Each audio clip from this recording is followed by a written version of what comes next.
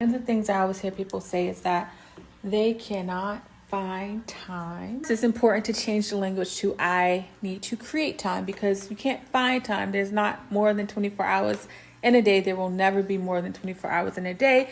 We need to look at what we're spending our time on. A great place to start with looking at your screen time on your phone. Look at what you are actually spending time on. Pay attention and see if it's in alignment with the direction you're trying to go in life. Pay attention to what you are saying yes to. A lot of times we are just not creating time for ourselves because we're creating time for everyone else.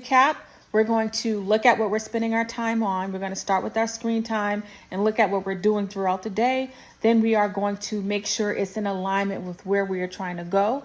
Investments to make sure what you say you want out of life is matching what you are actually doing in life. Rocking with Celeste, the therapist. Let's go.